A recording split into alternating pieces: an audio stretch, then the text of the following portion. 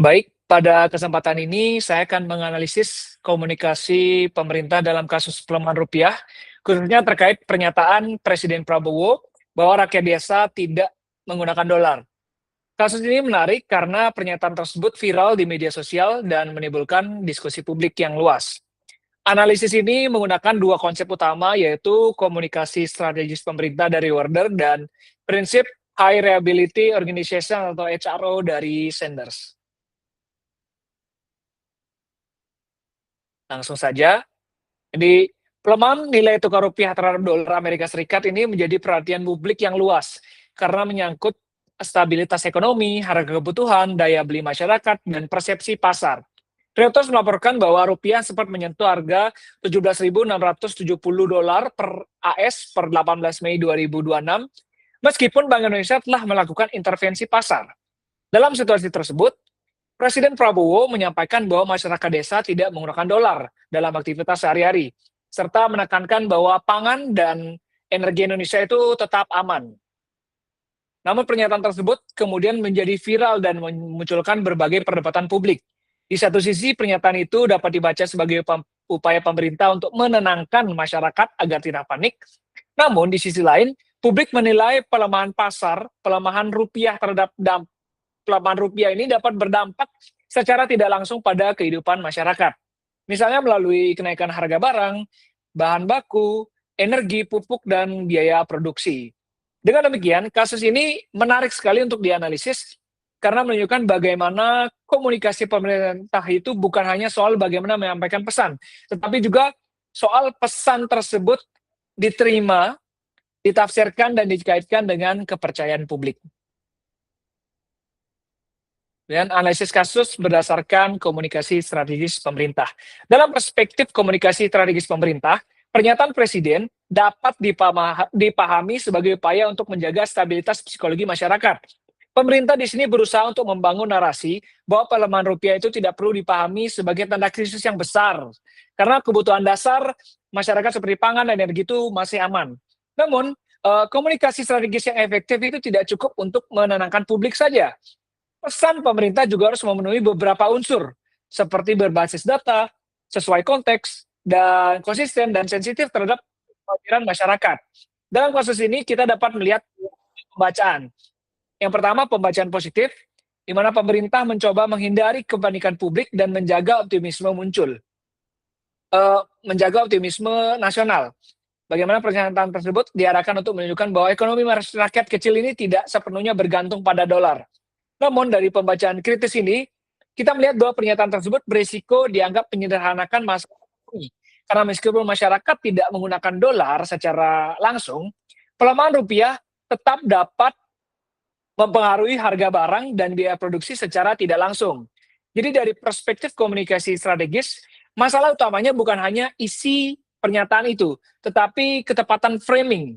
Karena pesan yang dimaksud untuk menenangkan di sini justru dapat dipahami publik sebagai bentuk meremehkan kekhawatiran ekonomi. Selanjutnya kita melihat dari prinsip HRO atau High Reliability Organization.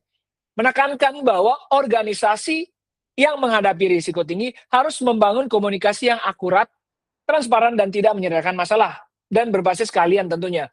Dalam artikel Sanders 2020, komunikasi pemerintah dalam situasi krisis dinilai harus mengikuti beberapa prinsip keandalan tinggi agar mampu menjaga kepercayaan publik. Beberapa prinsip HRO yang relevan dalam kasus ini, yang pertama, reluctant to simplify. Prinsip ini menekankan bahwa pemerintah tidak boleh menyederhanakan masalah yang kompleks secara berlebihan.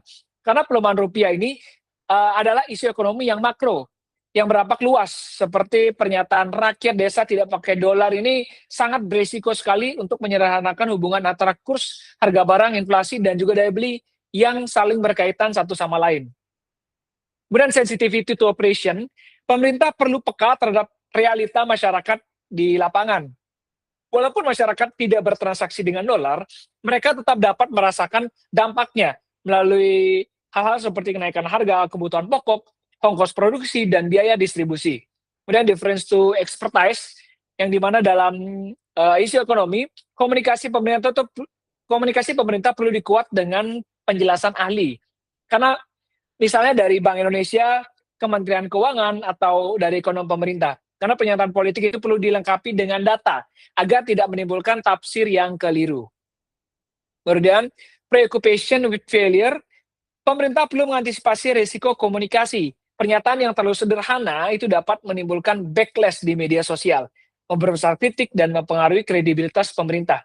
Dengan demikian, dari perspektif HRO, kelemahan paling menonjol dalam kasus ini adalah yang pertama dari reluctance to simplify dan sensitivity to operation. Dan beberapa fakta dalam ekonomi, seperti yang kita ketahui, pelemahan rupiah ini tidak berdiri sendiri. Karena Reuters sendiri melaporkan tekanan terhadap rupiah itu terjadi bersama dengan turunnya indeks saham Jakarta dan kekhawatiran investor terhadap transparansi pasar, independensi bank sentral, serta arah belanja pemerintah.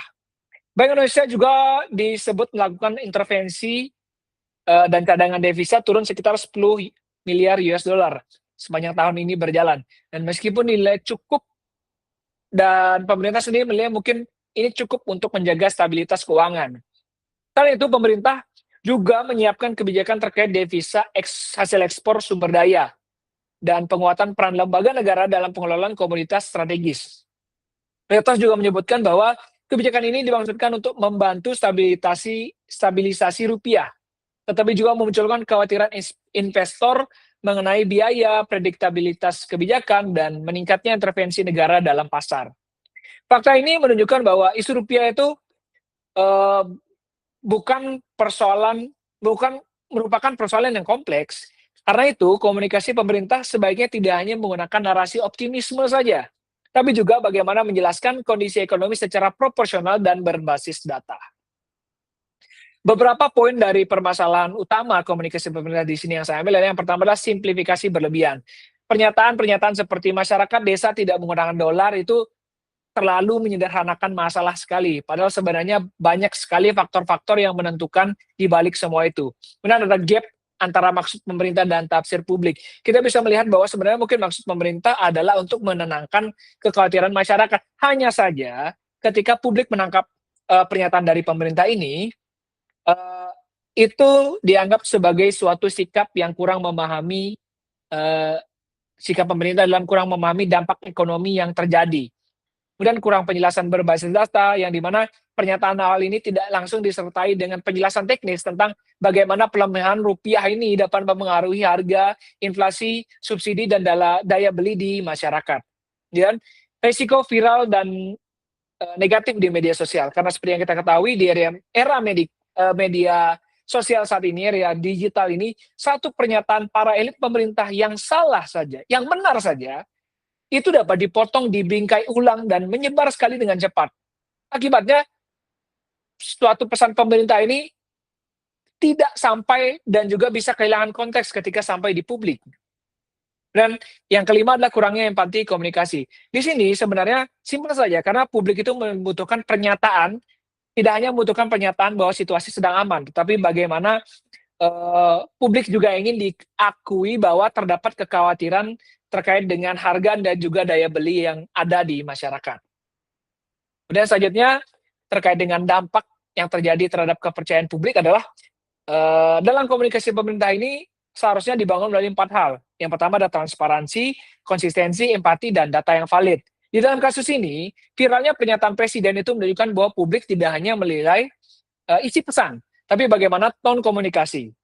Ketika pesan dianggap meremehkan masyarakat dan kekhawatiran masyarakat, maka otomatis kepercayaan publik juga akan terganggu, akan turun.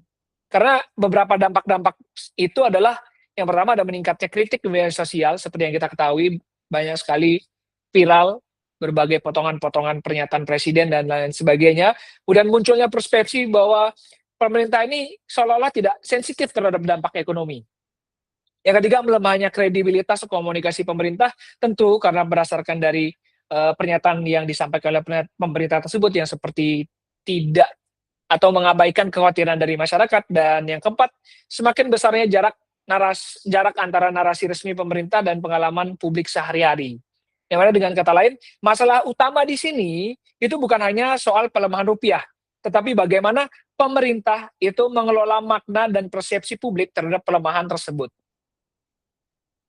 Dan yang terakhir, kesimpulan dari Dari kasus pernyataan Presiden Prabowo tentang rakyat desa tidak pakai dolar, itu relevan sekali terhadap isu komunikasi pemerintah saat ini, karena dia memperlihatkan bagaimana satu pernyataan ini dapat menjadi isu yang besar ketika ia masuk ke media sosial. Dari perspektif komunikasi strategis pemerintah, pernyataan tersebut dapat dipahami sebagai upaya menenangkan publik dan menjaga optimisme nasional. Namun, bila dilihat dari perspektif HRO, pernyataan tersebut menunjukkan bagaimana kelemahan pada prinsip reluctant to simplify dan juga sensitivity to operation. Karena persoalan ekonomi yang kompleks itu beresiko sekali disampaikan terlalu sederhana dan kurang sensitif terhadap bagaimana kekhawatiran yang terjadi di publik. Yang dimana seharusnya komunikasi pemerintah itu tidak cukup hanya menenangkan, tetapi juga harus transparan, berbasis data, konsisten, dan empatik. Dalam isu ekonomi ini, pemerintah perlu menjelaskan bahwa meskipun masyarakat tidak menggunakan dolar secara langsung, perubahan nilai rupiah itu tetap dan dapat berdampak secara tidak langsung terhadap kehidupan sehari-hari. Dengan komunikasi yang lebih berhati-hati dan berbasis data, pemerintah dapat menjaga kepercayaan publik sekaligus menghindari salah tafsir yang terjadi di ruang digital. Sekian presentasi terhadap analisis komunikasi pemerintah dari saya, Made Wikrama Daneswara. Sekian dan terima kasih.